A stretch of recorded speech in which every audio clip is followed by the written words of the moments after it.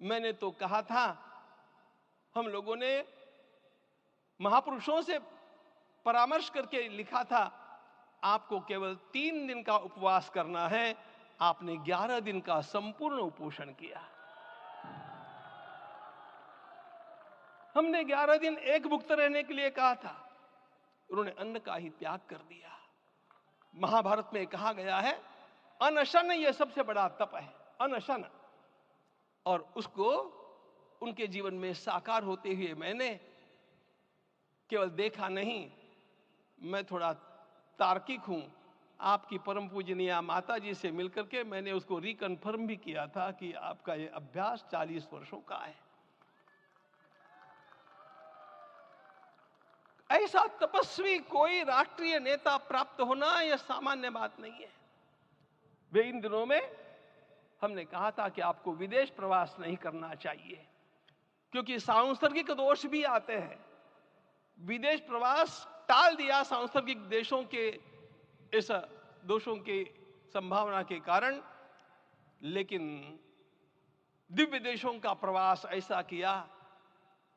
नासिक से आरंभ किया, गुरुवायूर गए, श्रीरंगम गए, रामेश्वरम गए। इन सारे स्थानों पर जाकर के वहां के परमाणुओं को लेकर के और पूरी भारत माता के हर कोनों में जाकर के मानो वे निमंत्रण दे रहे थे कि आइए दिव्य आत्माओं, अयोध्या पधारिए और हमारे राष्ट्र को महान बनाने के लिए आशीर्वाद दीजिए।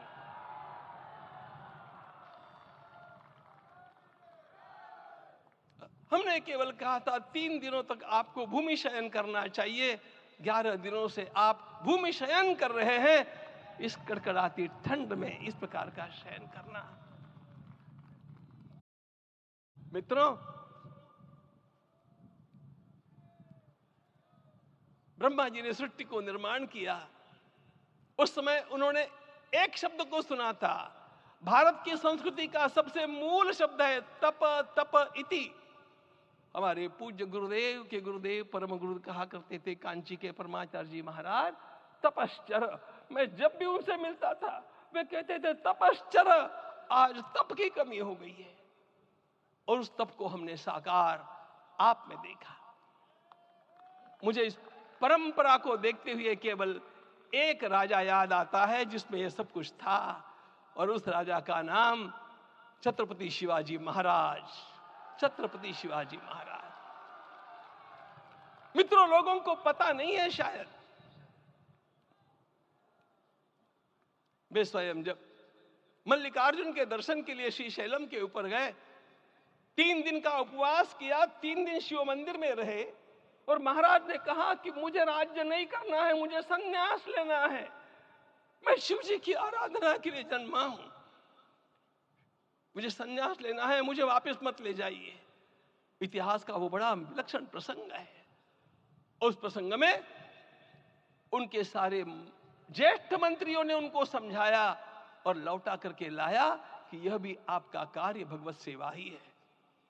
आज हम लोगों को उसी प्रकार के एक महापुरुष ऐसे प्राप्त हुए हैं जिसको भगवती जगदम्बा ने स्वयं हिमालय से लौटा करके भेज दिया कि जाओ भारत माता की सेवा करो।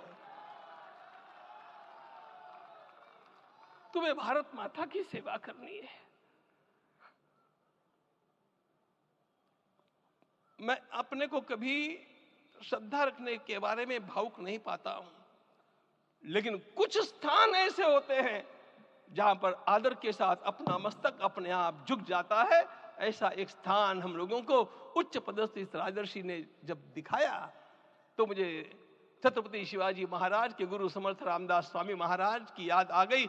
उन्होंने शिवाजी का वर्णन किया, निश्चयाचा महामेरु, निश्चयाचा महामेरु, बहुत जनासी आधारू, अखंड स्थितिता निर्धारू, श्रीमंत योगी, श्रीमंत